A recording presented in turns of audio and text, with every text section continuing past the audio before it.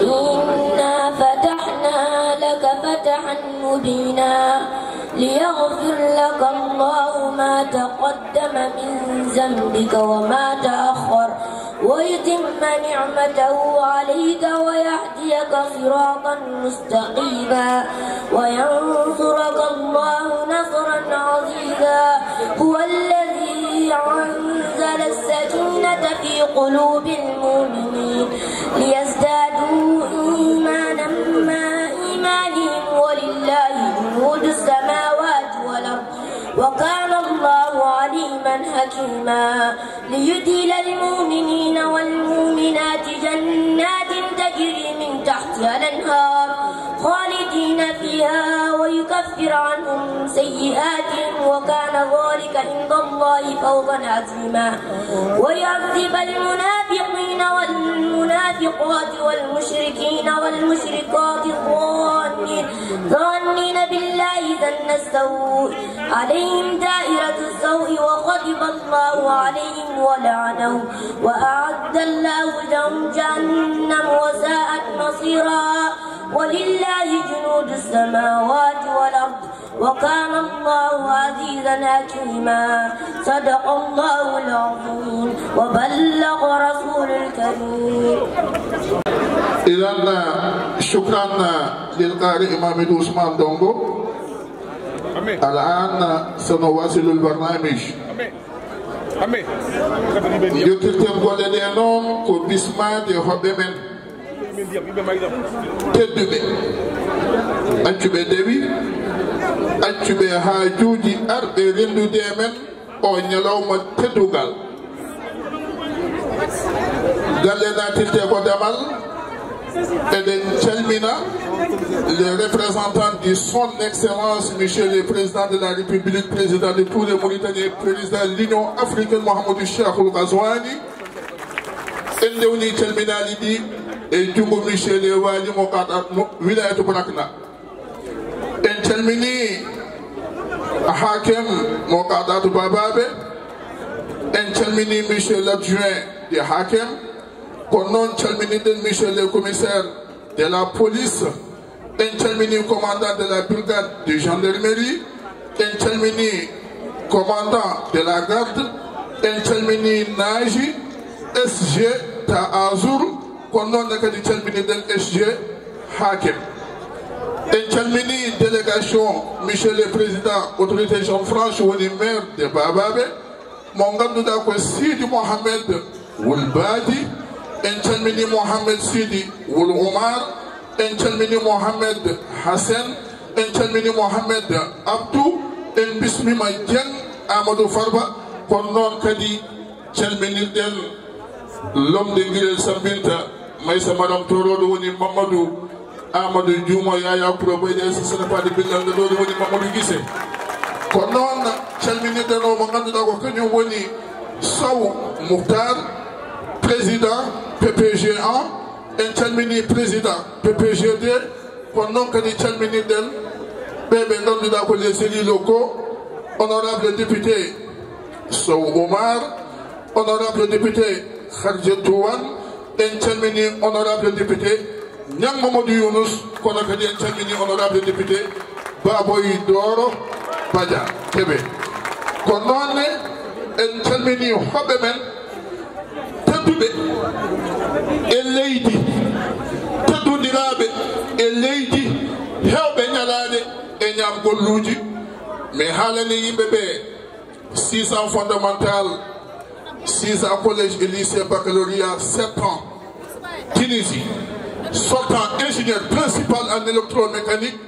tawa kadi ko demande Roumanie mbiɗa likkantoɗa ko leydi ma woni cembinɗo sinim safri safa Wani Mikaïlou Yibebe, Michel le directeur général de la SND, Hamdatou Abdul Yominan Telemon, man bolo min calminima ndegal teddungal yeppima mbiɗa ko mawɗo moƴƴo kala ko waɗana ina handi hen kadi a siini ɗum sii emin mbima bisimilla minen kelle mon dow e monsieur le DG ko noonne calminirɗen o mo ganduɗa ko Sar Alassane l'homme de Solimale Jammala nde doori mon colonel ɓuure ñalawmaji nowaji budane ma e ɓuure ñalawmaji guiɗel ɗo wiyete Solimale ɓuure pete pele jur wonon ɗo bandu men garanti kadi balluɗo ha timmi yominen kelle mon dow e monsieur le colonel Alassane Djibril Ceerno Fatimata de passage eɗen duwode Allah ɓuɓanta monsieur le maire Aliou Djibril Ceerno Fatimata holto paaɗen bandiraɓe paaɗen koye monsieur les maires de la commune mo ayre mbaarayi Simaraje si sabande ko ñanden tan wonnoy minen kelle mon dow e si Moussa ko noon calminirɗen mo ganduɗa ko kañum woni maire de Fora en calmini monsieur le maire de Bogué en calmini monsieur le maire de la commune mo Mbagne ko noonne kadi calminirɗen o mo ganduɗa ko kañum woni général Najib en calmini Yahya Wul Cheikh en calmini Moustapha Wul Sidi Salim en calmini Dieng Mamadou Abdoulaye tawa kadi ko l'ancien maire en calmini Dieng Mika ko noon calminirɗen Diadjibi joni noon holto paaɗen hokkam Samba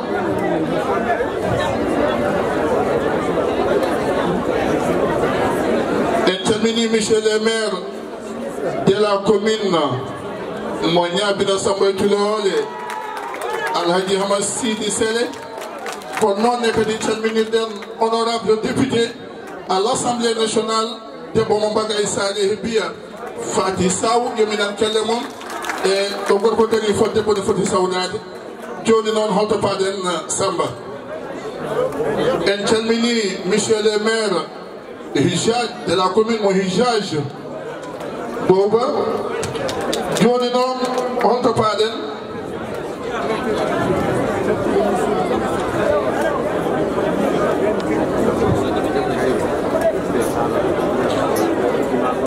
paaɗen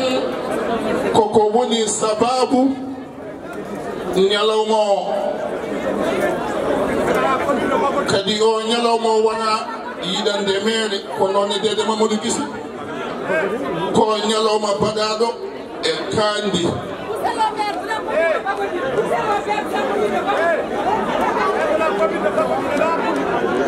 monsieur le maire de la commune mo Bagay Saleh Biya woni Bagoudine de passage mi salmini Satigi Fouta Ba Bokar Sule Buubo hay sinno ala ɗo salminago makko yettoto ɗo monsieur le maire de la commune mo Bagoudine Ba Samba Bokar bismillah minen kelle mon dow monsieur le maire de la commune en calmini musidɗo men mawɗo men Hafsa Abdoulaye Soyibou so ɗon mbila caloɗe yi jidde waɗi noon kala ko yidde ka so wiyamane arte ene wawi sabo jumde joni noon monsieur le président d' organisation holto paaɗen Sambam Ba Abdoulaye Mamadou jam weeti babaɓe fof ene wima jam weeti département babaɓe fof ene wima jam weeti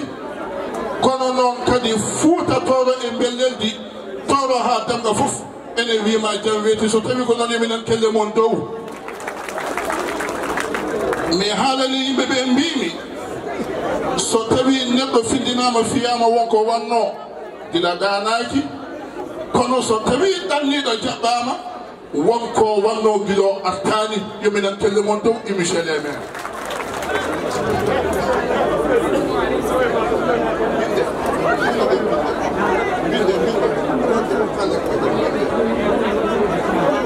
tagi mi wiide babaɓe fof ene wima jam weeti ko ɗo arabeɓe mbiyata ko jalla buyutam subi at baɗa juuyi hallana bagawol juuyi fiyamo hamara وآبي بيوتا جاءت بعد شبه الله كلمة الأصل لا يتغير جودنا اللي كهبه دندن لجنجي وابي كنا دنگو موانجابو على l'homme saka soade ko dum adene tout ko be wiide quelles que soient tes conditions ne faut jamais oublier ton rang social ko to yimbe be ndi posoji di ngidi da wonde ko lawake bababe ngidi da wonde ko bi wali yo Allah cerno men kako pena maso gonga madi do al mogamo ma Allah humpiti ko hetto to bange duude batte alimagu cerno mo halani ko Allah halani happitaaki modi bagu fadde dokal hadani dum halde ko sawati ibn khaldun al akhdari e jomam yo Allah buban cerno bubu ko so yeji mo tawgal lo bona ni menen kelle mom cagal mum a wayni ma leydi ndi fodde duubi deedi ada tawe leydi Maroc teddungal yoni e jotaade e roi Mohammed VI e classe goto jangide mun ha décroche la diplomatie ma nde natuda leydi ndi a natiri wonde SMCPP dum woni ko watta naftek duuɓi sappo e joyi aɗa woni e naftek aɗa nafta bande en nde ɗum ɓenni a woni conseiller au cabinet du président de la République islamique de Mauritanie nde ɗum ɓenni a woni manan ndeno didorino duuɓi ɗiɗi soño Abdoulaye Dawani kono ne narte babaɓe naɓe ɗon duttamo teddungal so waddemo Michel le maire ɗum woni premier mandat ma e on saha a Dawani minen telle mon do babal naɗe nde ɗum ɓenni a waɗama conseiller du cabinet du président de la République caggal mum nanɗa direction générale ENER nde ummiɗa ENER mbaɗaɗa directeur général société mo ganduɗa ko SONIR tawa kadi woni ko Nouadhibou caggal mum gonɗa ministre secrétaire général du gouvernement de la République islamique de Mauritanie minen kelle mon caggal mum mbaɗaɗa manan ndeno jiɗorino DG ANESP tawa kadi ko an iɗi wadde ɗon directeur ko an udditi manan ndeno jiɗorino centre o yimɓeɓe jiiri guite mumen caggal mum ko an woni chargé de mission à la présidence DG 7 ans société SMCP yominen kelle mon do bandiraɓe ɗo gandi ko kalami ko caggal mum a woni directeur société des aéroports de la Mauritanie SAM tawa ko duuɓi e on saha gartireɗa e ndema ya wallu bandiraɓe nde wonno so fuutanke remani aynani hay sinno tenkano wawa wonde jatigi hoɓɓe hewɓe gonɗa DG SONADER toccuɗa ndema ka mballuɗa remoɓe ɓe kañumen foof ndendi duwanima mbima Seydi Ba yo juut caggal mum mbaɗaɗa DG port artisanal mo Nouadhibou président de la République yaɓi ɗum yawanma ɗum yiɗanma ko ɓuuri ɗum beela aɗa waɗa ko ɓuuri ko mbaɗanoɗa ko wonma président autorité de la zone franche mo Nouadhibou en même temps le premier magistrat de la commune mo babaɓe en même temps lawata looti beelal ɓingal waliyu Allah ceerno Boubou kadi Allah waɗi mo Adam Tijani yominen kelle mon dow emin jarnuma e ɗum kala ɗo gonnoɗa koko ganɗo arebe o wi innal walaifa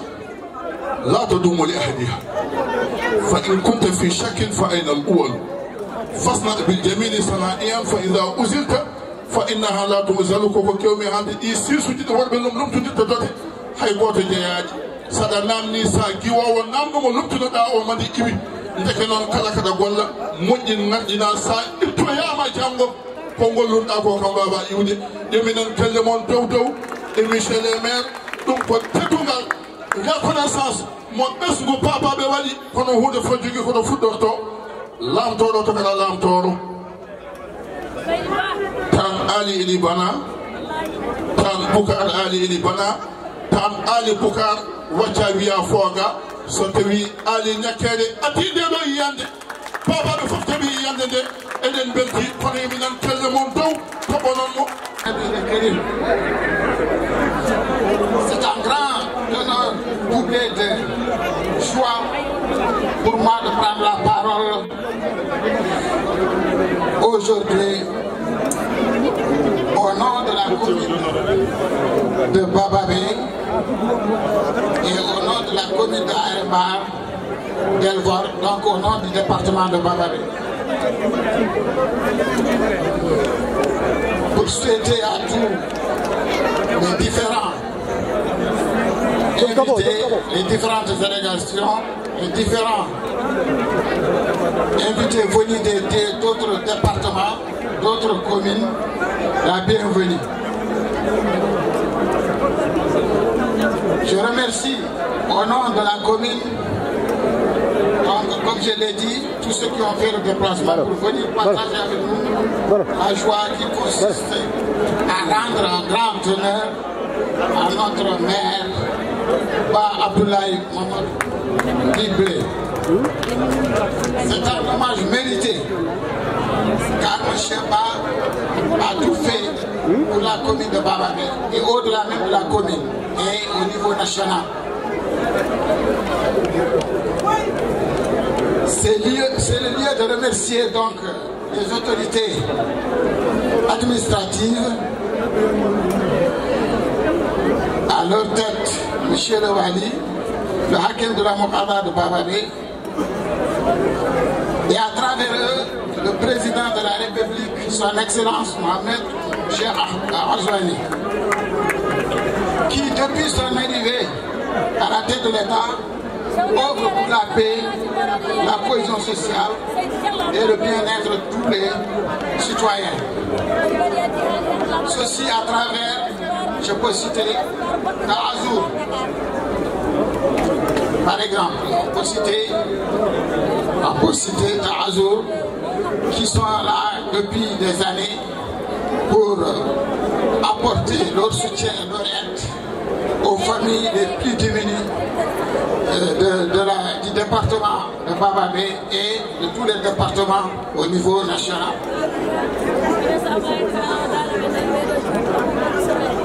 Nous saluons donc la délégation qui est venue aussi représenter le président de la République à cette cérémonie. Comme aussi, nous saluons et nous souhaitons la bienvenue à la délégation qui est venue représenter une commune voisine ici au Sénégal, appelée Mairie, avec laquelle nous entretenons de très bonnes relations. Et aussi, nous saluons et souhaitons la bienvenue à la délégation de la commune de Tamourtounage, dans le département de Tikchicha, une commune avec laquelle nous sommes jumelés.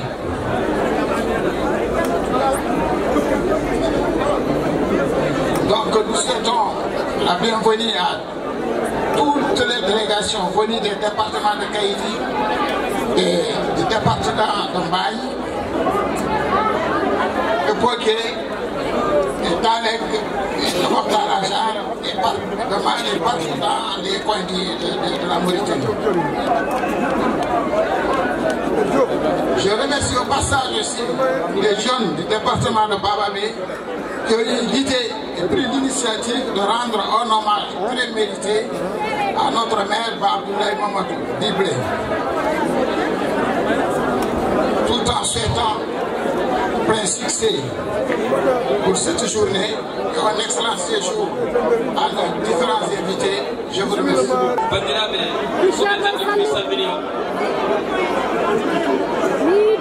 Micro. Misal million, le jury moi. Hadiam Wadje, discours en français pour le jury. Yves le toxer n'est pas donné de Michel le maire. Pour dire Yves le poulard Hadiam Fouta du discours.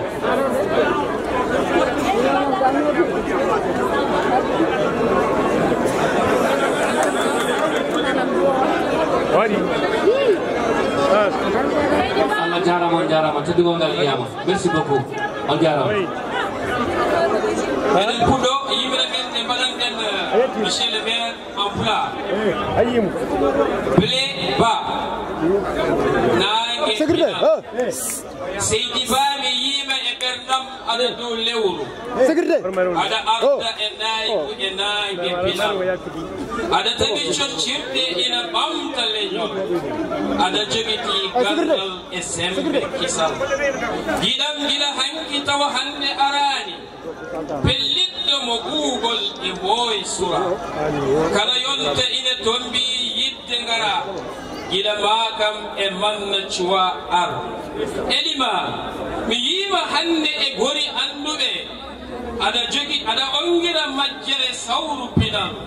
ada ongira basal sawru dañal giɗam ar lomba jungo e juuɗe amen warñede e gandal jillodiren sa noddi notete polgu ara kala ɓerɗe ina ɗomɗani cewle kisal oto yeccito bonɓe so ɓaajodiri ka garɗo momtude gonɗi leñol Abdoulaye Mamadou Ba kelle moɗo bandiraɓe ine weeli yurguide Sallat Mika. Merci bandiraɓe. Quelle reconnaissance alors? C'est un poème à l'endroit d'Abdoulaye Mamadou Ba, c'est l'initiateur de cet hommage, il s'appelle Ibrahima Djibissal. En tout cas, tout le département de Bababé lui a prêté main forte pour que cela se réalise. Merci beaucoup et félicitations, c'est une reconnaissance de haute facture. Merci. Mesdames, messieurs, honorables invités, population de la Moukata de Bababé Loti, avec la grâce d'Allah, le tout miséricordieux et la faveur de la sunna du phare du prophète Mohammed, paix et salut sur lui. Le présent cérémonial est consacré à une date, un événement et surtout un homme.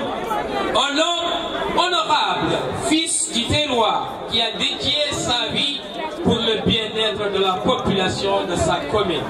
l'essor de sa Moukata et la croissance de son pays. En l'occurrence, notre maire, ici présent, M. Abdoulaye Mamadou Ba du Bleu. Cette solennité est une confirmation de notre disponibilité pour l'accompagner dans l'énorme travail qu'il abat au quotidien, loin de l'illégalité, et des ambiguïtés.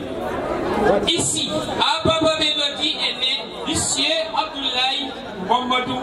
Ba. Ici, il a fait toute son enfance entre les berges de Mélodie et la boue de Doromati. Et surtout au clair de lune, les soirées animées et récréatives d'Imiral Baudi et Djaka. Bref, ici, il a connu tout avant de savoir tout du monde extérieur. Donc un enfant parfait du village, un authentique fils du village, inégalable, permanent, éduqué dans la pure tradition peul, doublé des valeurs cardinales de l'islam. J'affirme sans me tromper que la valeur de Monsieur le maire est inestimable et inqualifiable. C'est un modèle à copier. Placé à la tête de la commune par la volonté divine, depuis l'an 2006 à nos jours, à s'y mettre au devant des nombreux problèmes de tout un chacun, au détriment des siens et du tien. Dès lors, que peut faire la population pour lui, sinon le célébrer à travers cette assise? La preuve. Adiné et congratuler par sa population, il a eu droit à un véritable bain de foule. Depuis la Paris, porte d'entrée de la commune, les personnes de tout âge se sont fortement mobilisées pour l'évoisonner et le remercier consécutivement au noble combat qu'il mène inlassablement pour le bien de la commune, de la Moukata et du pays. Force est de constater qu'en raison de ses innombrables réalisations, depuis son premier mandat comme maire, la population entretient une relation fusionnelle avec lui. Donc, homme visionnaire et lucide, social dans l'âme, promoteur des valeurs positives de l'unité nationale, sans ménager, Blé est une chance exceptionnelle. Blé est une naissance exceptionnelle, une bénédiction pour la commune et la nation. Un leader providentiel dans la générosité et sévillé au corps, qui sait dire oui et non quand il le faut, disponible, accessible à tout moment. Il n'y a pas plus aveugle que celui qui refuse de voir les diverses innombrables actes concrets posés M. Abdoulaye Mamadouba dans la commune de la Mourata et à travers le pays. Il en est ainsi des forages pour régler le déficit en eau potable, la réhabilitation de l'école de Dieu de Djeri, la réalisation des centres de développement communautaire de Bababé, Loti et de Dieu de Djeri, la mise en place d'un mini-centre de formation professionnelle, la création de la maison des associations, la reconstruction de l'hôtel de ville de Bababé Loti, la création du marché municipal, la construction de l'école 4 de Bababé Loti, la construction d'un abattoir municipal, la construction du terrain de football municipal, l'appui pour la formation des jeunes en électricité, l'assainissement de la commune, sans oublier aussi et surtout la régie des différentes entités de l'État, etc. Cette marée humaine a convergé aujourd'hui à Bababé Loti témoigne la dimension de M. Abdoulaye Mamadouba, fortement affectueux à la parenté, à l'amitié, mais aussi à son capital humain. Son attention est encore plus portée sur la jeunesse, surtout communale, mais également de la Mourata et à travers tout le pays. Ainsi, il a inséré plusieurs jeunes, filles et garçons qui ont pu bénéficier d'emplois décents dans le pays et de la diaspora. Il a également une opinion particulière pour les femmes, dont le pénible quotidien est une de ses priorités. Nous célébrons avec fierté, reconnaissance et gratitude notre mère venue spécialement de la lointaine Ouadhibou et dont la présence à nos côtés constitue un fort stimulant. Nous nous félicitons de la confiance renouvelée de son Excellence, Monsieur le Président de la République, M. Mohamed Cheikh Ould El Azouani, fait à son endroit comme président de l'autorité de la jeune France de Nouadhibou depuis le 26 mai 2022. Une reconnaissance de ses bonnes œuvres, de par son parcours professionnel confirmé pour avoir fidèlement toujours rempli son devoir avec sagesse et abnégation. Cette marque de confiance qui nous honore est le résultat de sa compétence prouvée partout où il est passé et de son expérience dans la gestion d'établissements publics. Auparavant, après un cursus scolaire et universitaire couronné de succès, M. Abdoulaye Mamadouba s'est très tôt mis au service du pays en intégrant la haute administration. Ainsi, après un passage à la NAFTEC comme conseiller juridique de 1994 à l'an 2000, il a occupé d'importants postes de responsabilité, chargé de mission à la présidence de la République 2010-2011 et de secrétaire général du gouvernement en 2008. Depuis 2003, il lui a été confié la gestion des différentes entreprises en qualité de directeur général, tels que ENER de 2003 à 2005, Soumir de 2007 à 2008, ANESP de 2009, SMCP de 2011 à 2018, SAMB de 2008 de 2018 à 2019, Sonader de 2019 à 2022, EBER de janvier à mai 2022. Et de par ses fonctions, M. Abdoulaye Mamadouba a participé à plusieurs ateliers, salons, expositions et de promotions de par le monde, Afrique, Europe, Asie. Parallèlement à cela, il est aussi conseiller diplomatique au cabinet du président de la République.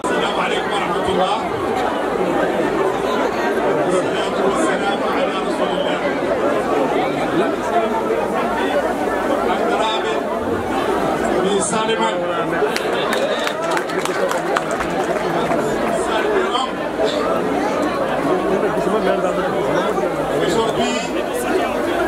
je suis venu ici rendre hommage,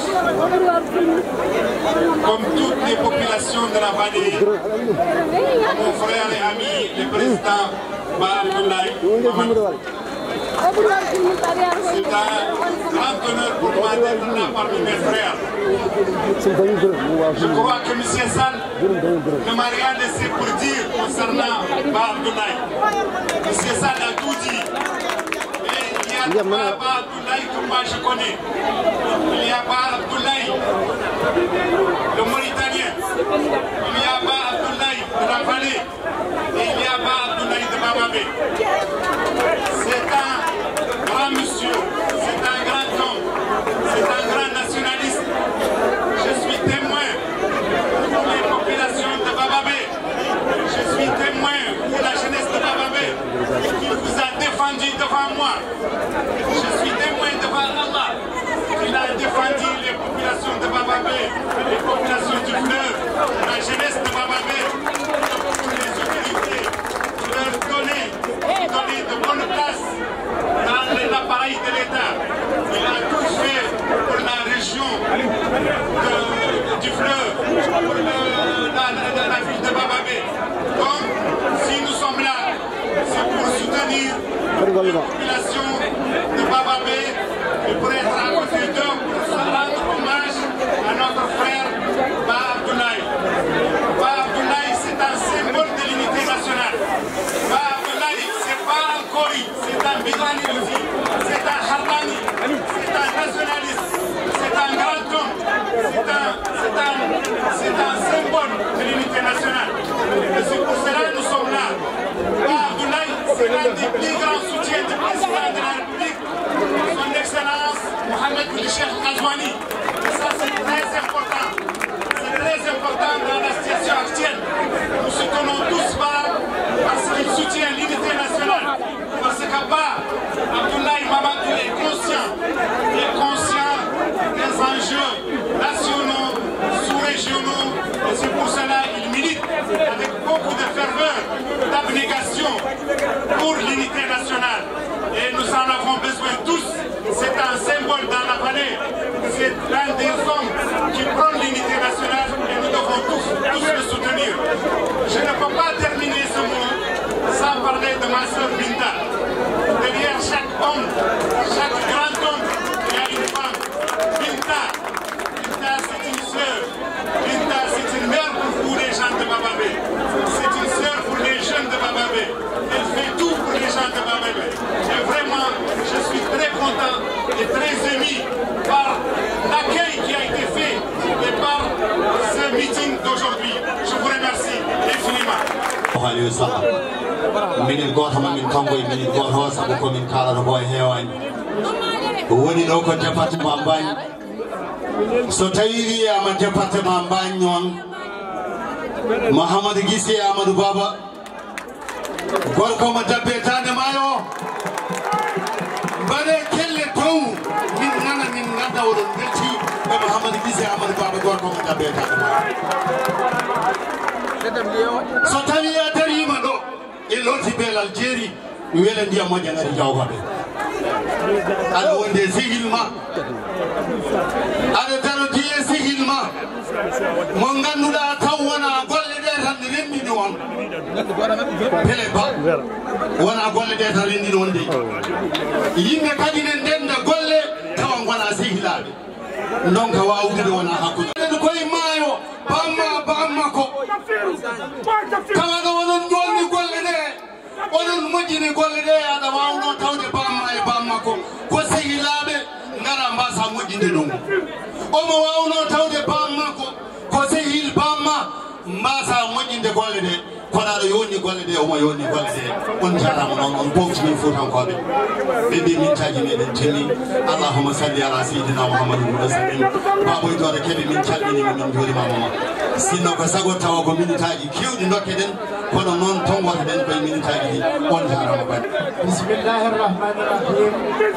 wa sallallahu ala nabiyil karim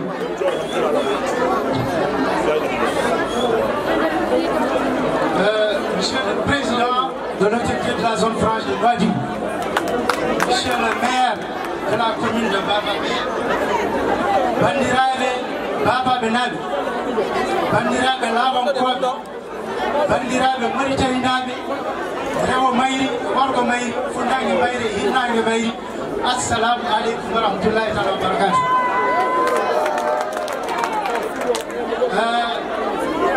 Monsieur le maire, mi ari mboɗo arde homoɓe département de Mbaye fof mboɗo arde suuɓaɓe département de Mbaye to suuɗi sandiyeji Mauritanie mboɗo arde maire uji commune aji 4 département de Mbaye mboɗo arde gardiɗo alma maire département de Mbaye mboɗo arde cadre uji département de Mbaye mboɗo arde notable uji département de Mbaye min gari ko yettinde salminaɗo tentude faali e maɓɓe salminaɗo ɓingo yumma salminaɗo endam salminaɗo koddi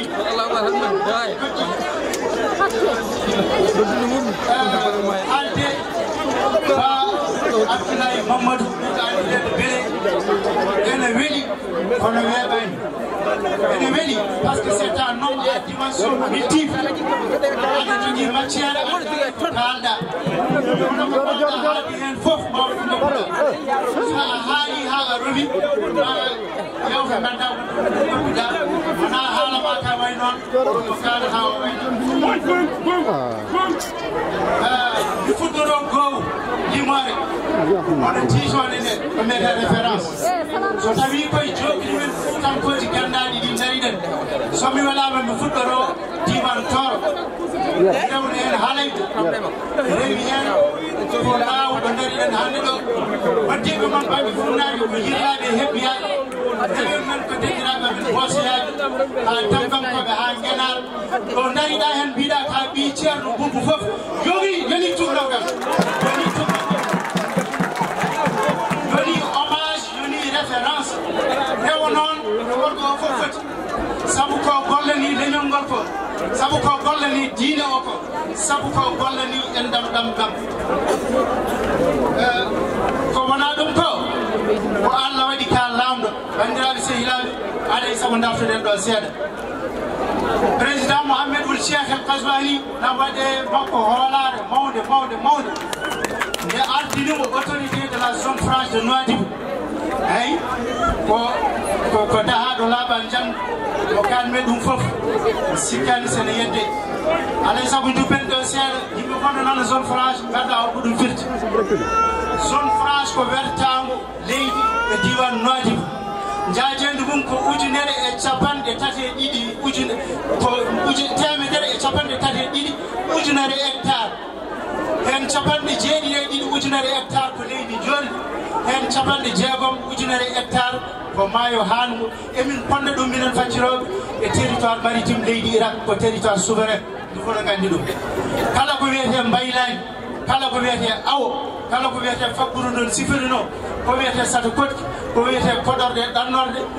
koye juuɗe makko woni kala mo yiɗi fettere leydi hay ko foti no feɗe ndam ndu ma ñagomo so jaɓi laato so gantini wodata ɗum noon ko laamu hande nder leydi Mauritanie ko hoolare waɗata ɗum edi omo ardori min hen gandal makko omo ardori min hen humpina makko omo ardori min hen mumɗal makko ko ɗum waɗi omono jogori wadde bilan mo hay goto e ardiɓe zone franche meeɗa wadde e nder zone franche e ɗum ne ko min haali so Allah jaɓi mo waɗa hen laabi o waɗa hen pomuji o waɗa hen poruji o ƴellita hen usine aji ko ganduɗa Nouadhibou meeɗa dañde ma dañɗum e magistére makko so Allah jaɓi ɗum inchallah ko wona ɗum ko bandiraɓe lawonkoɓe on dañi haaju noon président Abdoulaye wona onon tan nafi ko nafi ɓuri leeɓi hoore makko baba wiyete ko Gisi Amadou Baba jeeya ko wiyete dabbe yimɓe fof ceedima wuurdi maydi e bama ko Bakasum Adi kanko omo andi ɗum kadi ɗo fayi relation ngaji hakkude Gisi Amadou Baba e Bakasum Ali ɗo addani ɗum yidde ko taarino ɗum fof addani mo yidde ko jiiduno fof addani mo yidde nokkude jeeyaɗo hono dabbe ɗum yoni ha sedanta ganduɗetedare toɓɓe ɗiɗi gasa maaro dabbe de 24 hectares e goɗɗoma 150 hectares ɗum ɗuɗo hectares kewɗi so tawi machinaji hannde laamu ƴetti nana liggo ɗumen ko grâce à makko ko kanko rewi ɗon jowon directeur général de la SONADER dabbe naɓe gande neldataɓe asmat ɓuri cuuɗi so tawi guese mon pewnama so tawi on dañi école aji c'est grâce à Ba Abdoulaye Mamadou Beleba yo eɗen duttamo teddungal yo Allah teddinowo yo Allah teddinowo ɗum noon mi wasata jurnade hono no mbimi fuɗɗode haalde sur un nombre à multidimension wona hunde weɓ ko kalɗa e fof ma woni goppuɗa kanko fof jogade oɗon martaba kanko fof jogade mbuɗo laamu o lesɗini hoore makko homo tolle amen haw tolle amen min mbawa fewjidde ko min goni Nouadhibou to kala ɓi Fuutanke walla ɓi dande Mayanke gonɗo Nouadhibou ɗo andi kalami ko gila kaabu ha jaabu kala ɓi dande Mayankoye o wi non ngare ndende gandodire pewjide nafodire ko ɗum woni mouvement de la vallée mo ɗon fonto Nouadhibou to addi fayidaji kewɗi addi nafoore hewde ɗum fof ko sabu futtani makko yo Allah junnu ngoɗon ma nafa selba ɗum man waɗi nafa selba yalla junnu ngoɗon ko wona ɗum ko yetti bandiraɓe département de Mbagni woppuɓe haajuji mumen woppuɓe hammuji mumen jaɓi dursodirde men ha ɗo e en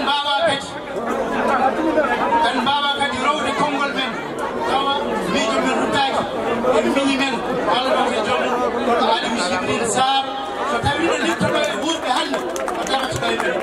ɗum noon e mbelam ɓoɗer wonmi haɗo ɗo Allah jarama on jarama teddi weeli yo Allah teddi noon Allah jarama jarama koye ruttudemo teddugal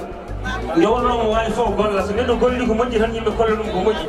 aduna hannde o yimɓe natti wonde nasideji ko dardema tan en joɓatama ko mbawɗa wadde fof yimɓe cotti eɗen mbiya hommage en nane aduna he woni hommage ko nagi mbaɗanta hommage ko ɓurɗo yiiya e gite muɗum woto woppu ha neɗɗo maaya aɗa haala ɓuure muɗum kalta ko yiiya janggo e jaam so nouvelle génération ari kañumina ñamba yabɓa e koyɗe makko koyɗe ma ko moƴƴe ɗum ɗo ko ɓesgu dana maayi e gane won kono mi wawa haalde ɗo toon mi yeyi toon wonmo jiimi ɗo ko on agent de développement woni neɗɗo gardiɗo tummuɗo Fouta international woni Abdoulaye woni Sow Adam ummatowjuma nder ma Sow Adam